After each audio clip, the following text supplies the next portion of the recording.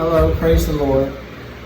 Lord put up on my heart today a passage that I would like to share with you all. And first, I would like to go to the Lord in prayer. Heavenly Father, Lord, God, I pray, Lord God, that you unctionize me and that I am able to share this word, Father, the same way, God, you have put upon my heart. Father, open up the hearts, God. Open up the souls, the minds, Lord Jesus, to receive. God, have your way. In Jesus' name, amen. The passage I would like to talk to you all about is out of the book of Samuel, chapter 13.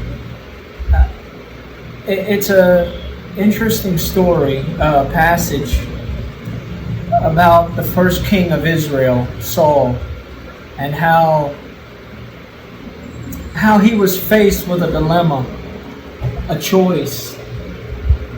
When the Philistines gathered themselves for battle against Israel, there was a man by the name of Samuel, a great prophet of God, who gave instruction to Saul to obey a commandment, to be patient and to wait upon the Lord. And in this time, Saul, when he saw the number of the Philistines coming down upon him, as many as the sand of the sea, he got afraid. He went into a panic. And one would think that he would have went to the Lord in prayer, but he did not. In fact, he began to disobey by throwing forth offerings and to try to establish an offering before God that wasn't part of the instruction. His instruction was to simply wait and to seek God. Now see, Samuel here, he represents that authority of God. And when he told Saul, King Saul, concerning to be patient, to wait upon him, and he did not. When Samuel showed up, he said, "What have you done, King Saul?" And instantly Saul began to finger point and make accusations. If you were here, it wouldn't have happened. Saul put his focus more so upon man and riding on that coattail instead of going to God and obeying the first commandment that Samuel gave him: be patient, wait upon him. Now you see,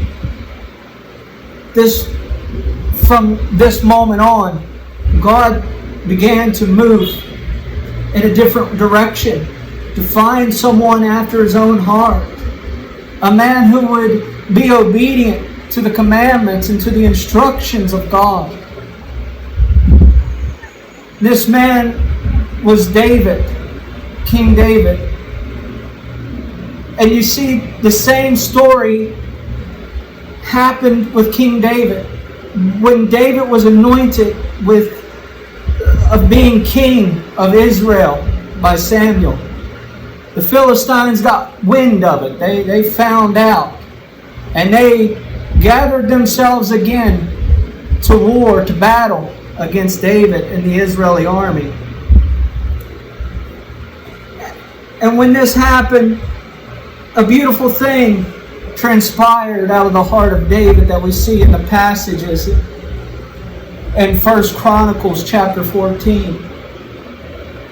David looked upon the Philistine army and he saw the number.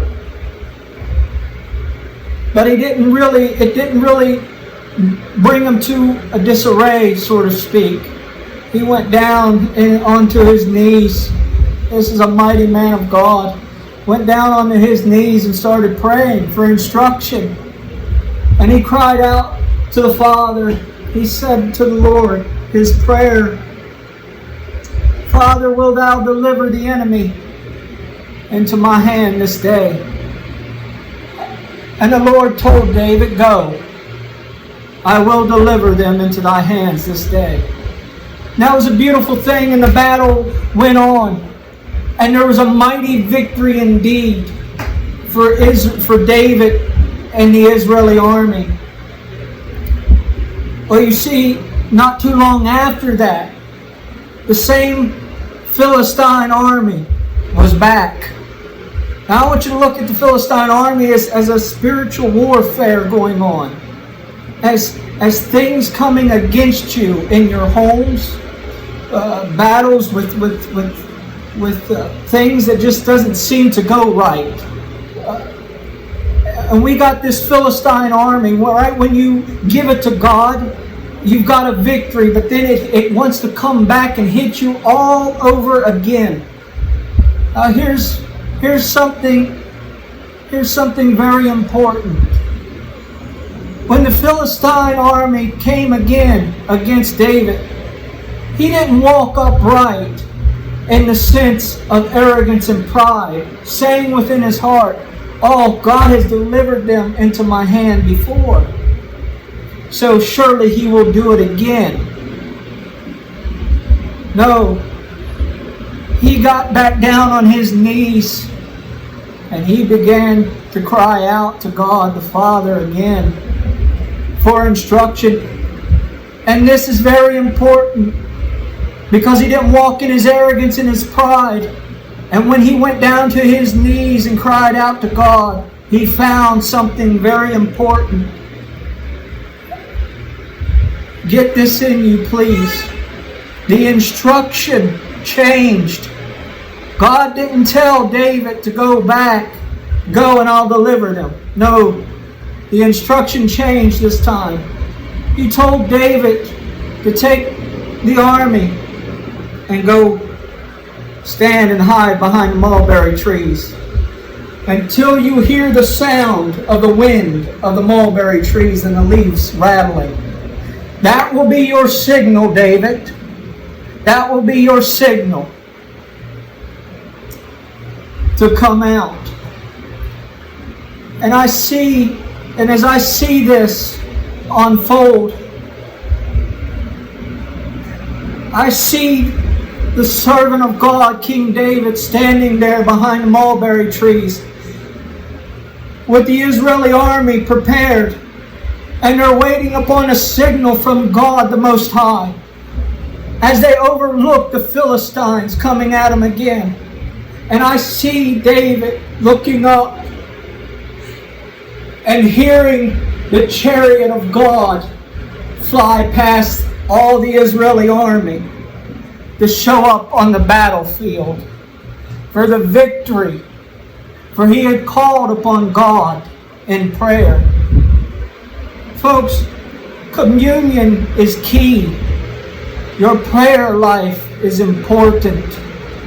The things you go through, try after trial after trial, test after test, it seems like it's never ending, never failing.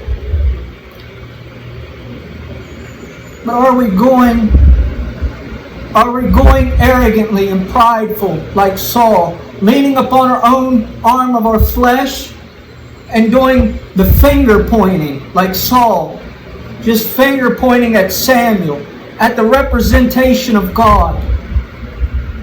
Or are we being patient and being still and waiting upon the Lord for our victory in Him and through Him?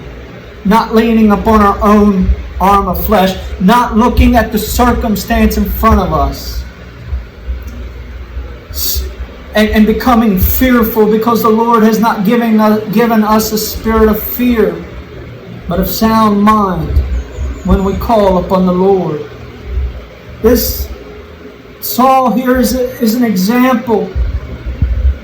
Sadly, it's an example for all of us on what not to do. Not to go into a panic and try to do things of ourselves. When the circumstances come and the floods begin to rage against us,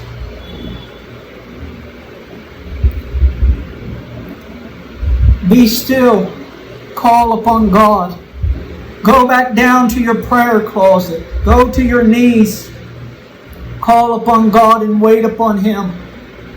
Set your eyes upon the Lord.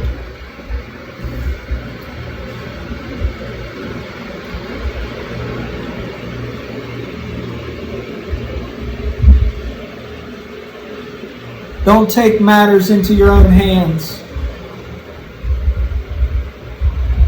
but trust in God and have communion with Him.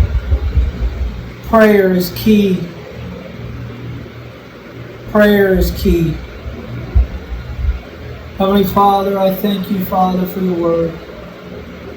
God, I glorify you, and I pray, God, for the troubled hearts out there that are going through so much, God, that have some obstacles, some hindrances in their way. They're in panic, they're in turmoil, they don't know what to do, they're weary. Father, I pray, Lord God, to move upon their hearts, to bring them into subjection before you. God, I pray, God, for voices to be heard, their hearts to be heard. Lord, I glorify your name. I thank you. Amen.